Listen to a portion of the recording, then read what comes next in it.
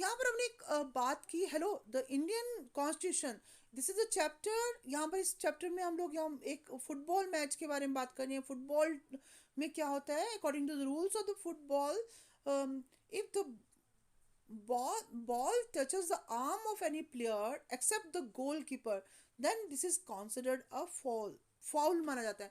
क्या होता है कि मतलब अगर फुटबॉल खेलते खेलते अगर बॉल जो है अगर किसी के हाथ पे लग जाती है, मतलब हाथ आम मतलब बाजू पर अगर लग जाती है किसी भी प्लेयर की, सिर्फ गोलकीपर को अलाउड होता है, क्योंकि गोलकीपर उसको तो सेव करनी होती है ना गोल।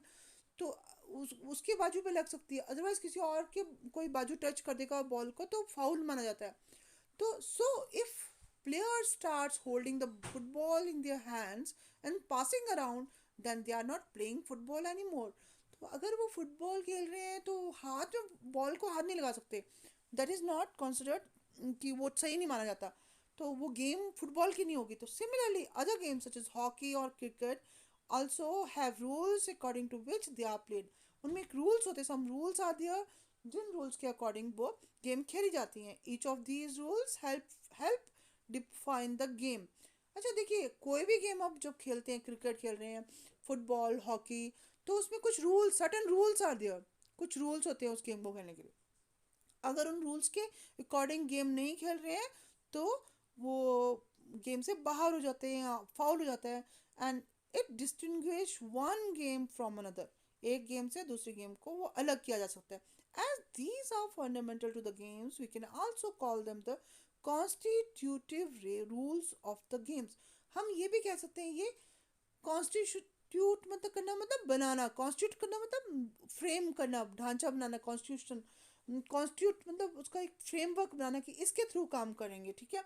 गेम के ये फंडामेंटल रूल्स हैं, ये पक्के रूल्स हैं, और ये एक रूल गेम को डिफाइन कर सकते हैं। Like these games a society also has constitutive rules. एक समाज है, एक जैसे देश, हमारा देश है, हमारे देश में कई, हमारे देश में हमारा समाज होता है, जिस समाज में हम रहते हैं, सोसाइटी है ना, जहाँ पर विलेज में भी होती है या अर्बन शहरों में सोसाइटी है, समाज है, उसके कुछ रूल्स होते हैं। उन रूल्स को फॉलो करना पड़ता है। अगर वो रूल्स फॉलो नहीं करेंगे तो क्या होगा, हम सोसाइटी से बाहर गिने जाते हैं। These rules are formulated through consensus. और ये जो रूल्स होते हैं ये कौन बनाता है, आम सही सहमति से होते हैं। कंसेंसस मतलब सब लोग मिलजुल कर इन रूल्स को बनाते हैं, सबकी हामी होती है उन रूल्स में। And in the modern countries this consensus is usually available in return form. अब हमारे देश जैसे कंट्री, जो मॉडर्न कंट्री है, उसमें जो ये सारे जो रूल्स होते हैं, how to guide a society, एक सोसाइटी के लिए जो रूल्स बनाए जाते हैं वो रिटर्न फॉर्म में होते हैं। रिटर्न मतलब लिखे हुए। A written document in which we find such rules is called a constitution। तो संविधान क्या है, सेट ऑफ रूल्स। संविधान में, संविधान एक लिखा हुआ हमारा मसौदा है जहाँ पर सारे रूल्स लिखे गए हैं हमारी सोसाइटी को, हमारे भारत को चलाने के लिए जितने रूल्स हैं, रूल्स और कानून है वो उसमें लिखे हुए हैं। तो यहाँ पर आप क्लास सिक्स और क्लास सेवन्थ में भी आपने सोशल और जो अपनी सोशल की बुक है उसमें देखा है कि कैसे कॉन्स्टिट्यूशन बनाया था भीमराव अंबेडकर, उसके एक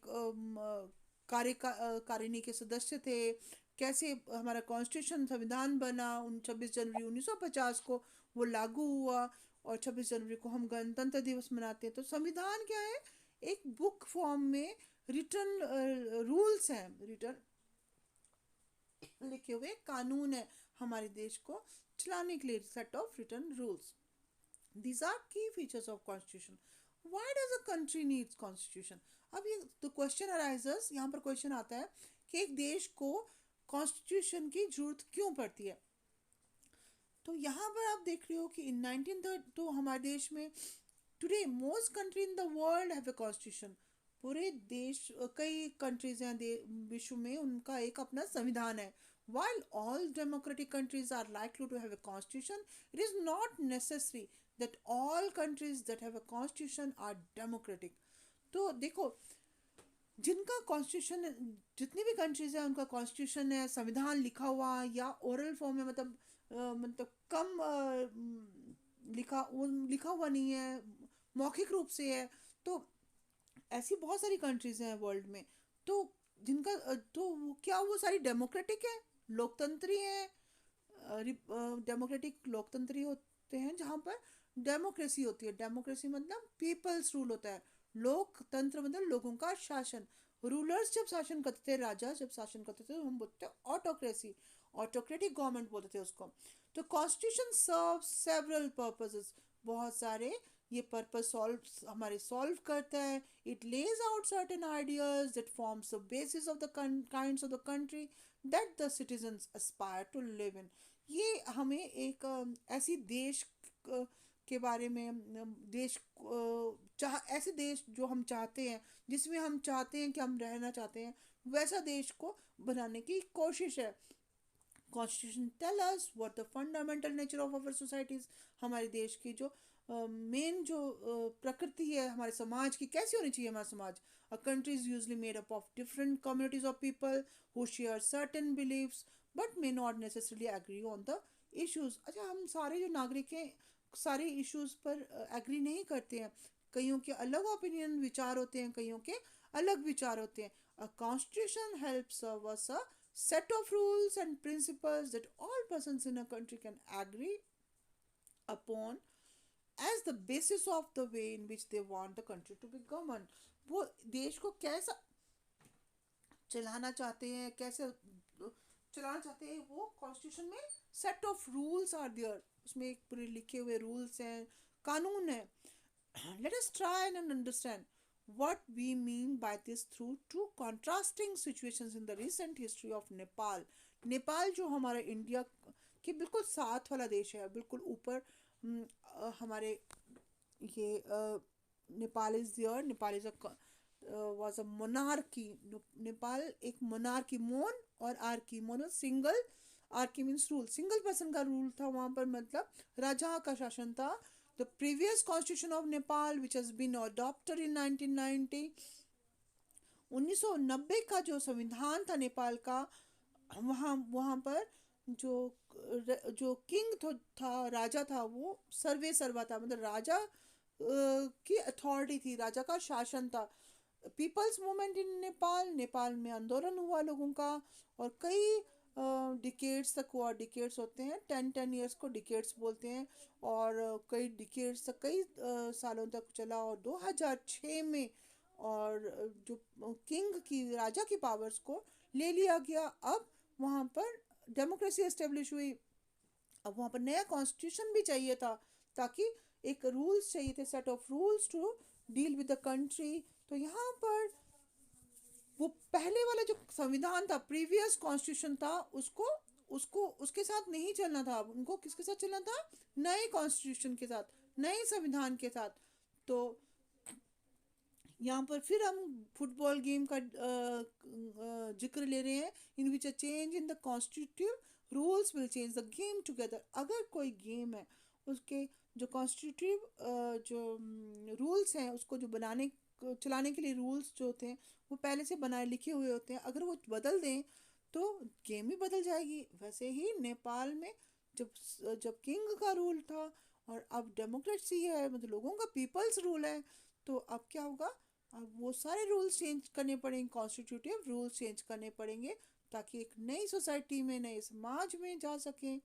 तो we have to do that by making a new constitution। The second important purpose of constitution is to define the nature of a country's political system। कोई भी देश है उसका राजनीतिक सिस्टम क्या है, कैसी राजनीति वहाँ पर, मतलब कि लोग जो चूज करते हैं रिप्रेजेंटेटिव, अपने चुने हुए प्रतिनिधियों की सरकार बनती है। तो यहाँ पर संविधान में पूरे रूल्स लिखे होते हैं, कोई नियम लिखे होते हैं कि क्या वहाँ पर किंग का रूल होगा, कि लोकतंत्र लोगों का रूल होगा, वहाँ की पॉलिटी कैसी होगी, राजनीतिक स्थिति कैसी होगी।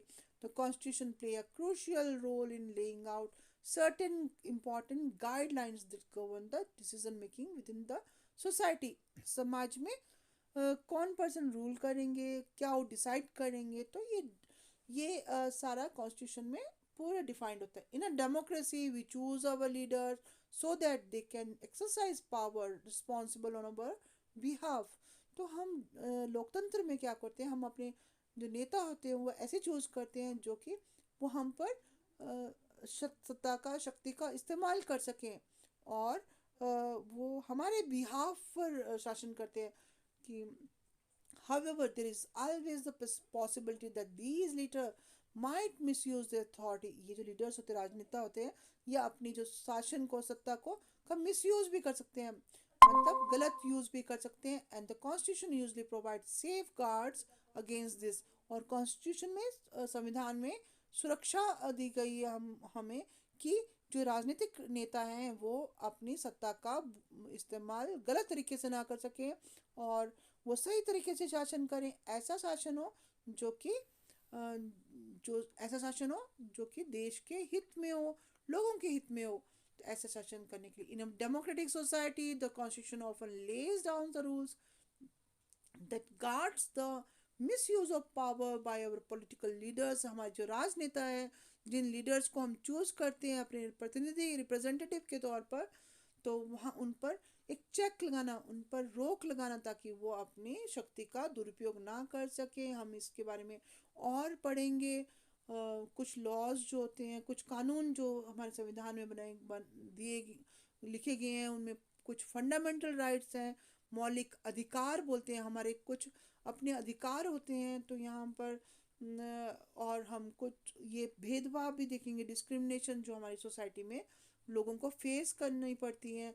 जैसे कि कोई पर्सन जो ओम प्रकाश है, जैसे वो दलित है, उसको जो डिस्क्रिमिनेशन भेदभाव फेस करनी पड़ती। तो हमें राइट ऑफ इक्वालिटी है, राइट ऑफ इक्वालिटी मतलब everyone is equal before law. कानून की दृष्टि में सब कोई बराबर हैं। All persons are equal. No one can be discriminated against on grounds of religion, race, caste, gender and place of birth. कोई भी इसलिए भेदभाव नहीं किया जा सकता कि कोई किसी और धर्म का है, किसी जाति का है, मेल या फीमेल है, या कोई किस जगह पर वो जन्म लिया है। तो सब बराबर है हमारे संविधान में, सबको इम्पोर्टेंट बराबरी का अधिकार दिया गया। Another important function that a constitution played in a democracy is to ensure that a dominant group do not use its power against others। कुछ लोग जो होते हैं डोमिनेंट होते हैं, डोमिनेंट मतलब कुछ रिच पर्सन हैं, जो बहुत सेक्शन ऑफ सोसाइटी जो अमीर वर्ग है, या कुछ जिनके पास मसल पावर ज़्यादा है, बाहुबली हैं, वो डोमिनेंट होते हैं। डोमिनेंट मतलब वो एक ज़्यादा अपना डोमिनेंट रखते हैं, मतलब वो हर जगह प्रभुत्व रखते हैं कि हम ही सबसे इम्पोर्टेंट है। तो वो उन लोगों को के अगेंस्ट जो दूसरे लोग होते हैं, उनको दूसरे लोगों को हमारे संविधान में अधिकार दिए गए हैं कि अगर ऐसे लोग अगर वो परेशान करें, ऐसी सिचुएशन अराइज हो, तो वो डोमिनेंट ग्रुप के अगेंस्ट वो कोर्ट में या लॉ में कानून की पास जा सकते हैं। सच अनहेल्दी सिचुएशंस कैन ओकर इन डेमोक्रेटिक सोसाइटी है ऑल्सो। एक जो लोकतंत्री समाज है उसमें ऐसी सिचुएशंस आ जाती हैं जब जो मेजॉरिटी है, मेजॉरिटी जैसे जैसे कि एक जगह है वहाँ पर सारे ब्राह्मण ही हैं और शूद्र बहुत कम संख्या में है, तो जो मेजॉरिटी में जो लोग होंगे उनको मेजॉरिटी बोलते हैं, बहुसंख्यक। और वहाँ पर जो दलित हैं, जो शूद्र हैं, छोटी वो कास्ट के हैं, वो कम लोग हैं, तो उनको माइनॉरिटी बोलते हैं, अल्पसंख्यक। और अल्पसंख्यकों के जो इंटरेस्ट होंगे, उनके जो उनके फ़ायदों की हित की बात नहीं देखी जाती, जो मेजॉरिटी होती है उसकी हित की बात देखी जाती है। तो ऐसी जगह टायरनी ऑफ द मेजॉरिटी हो सकती है। टायरनी मतलब उन पर अत्याचार कर सकते हैं, वो बहुसंख्यक जो है अल्पसंख्यकों पर अत्याचार कर सकते हैं। तो कॉन्स्टिट्यूशन में रूल्स दिए जाते हैं कि जो माइनॉरिटी है, अल्पसंख्यक है, उन पर सोसाइटी से बाहर नहीं रखा जाए उनको, और उनको और जो दिस टायरनी और domination by the majority of a minority. अच्छा, तो जो यहाँ पर क्या है कि जो मेजॉरिटी जो बहुसंख्यक है वो उनकी मेजॉरिटी होती है, डोमिनेंस होती है, प्रभुत्व होता है, उसको नहीं माना जाएगा। उसके अगेंस्ट लोग आवाज़ उठा सकते हैं। और और इस तरह से हमारे संविधान में ऐसे प्राविधान दिए गए हैं ताकि लोग उसका दुरुपयोग नहीं कर सकें, और मेजॉरिटी जो है वो डोमिनेंस नहीं कर सके। और तीसरा एक इम्पॉर्टेंट रीज़न और भी है why we need a constitution is to save us for our selves, हमें अपने को बचाना है हमारे अपने लिए। ये आप बिल्कुल अलग से लग सकता है कि क्या इसका मतलब है। तो यहाँ पर आप देख रहे हो कि constitution help us guards against this. तो हम समटाइम्स हम जो है ना, we might feel at sometimes strongly about an issue that might go against our larger interest. हम कई बार कुछ चीज़ों के लिए महसूस करते हैं, ऐसी चीज़ों के लिए महसूस करते हैं कि ये विचार, जैसे ये इशू जो है ये बहुत इम्पॉर्टेंट है, बट वो दूसरों के हित का नहीं होगा। तो हमें ये भी देखना पड़ता है कि हम दूसरों के बारे में भी सोचें, दूसरों अदर पीपल के इंटरेस्ट के बारे में, हितों के बारे में सोचें, और तब हम डिसीजन दें। तो यहाँ पर देखो तो कॉन्स्टिट्यूशन क्या करता है, it helps to protect us against certain decisions that we might take that we that could have an adverse effect on a larger principle than the country believes in. For example, जैसे बहुत सारे लोग हैं, many people who live in a democracy might come to strongly feel that party politics has become so acrimonious that we need a strong dictators to set this right. तो हम यहाँ पर हम कई बार फील करते हैं हमारे देश में जो है ना, राजनीति की स्थिति बहुत खराब है। हमें एक रूलर की, राजा की जरूरत है, डिक्टेटर की जरूरत है, जो कि सारी चीज़ों को फिक्स कर दे और लोगों को सही ढंग से काम कर। तो ये हमारी फीलिंग जो है, पर ये इमोशन जो है, फीलिंग जो है, हम ये नहीं समझते कि जो डिक्टेटोरियल रूल है, मतलब जो एक पर्सन का रूल होता है, ऑटोक्रेसी जो है वो बैड होती है बिकॉज हमारी कंट्री के लिए। तो democracy is better for our society. तो कॉन्स्टिट्यूशन में फिर ये शो करता है कि हम सबके इंटरेस्ट में ऐसी चीज़ चूज करें जो सबके हित में हो, नॉट फॉर आवर सेल्स। हमें लंबे समय के लिए सोचना पड़ता है कि ये चीज़ हमारे हित में है, तो हमें वो अडॉप्ट करनी पड़ेगी।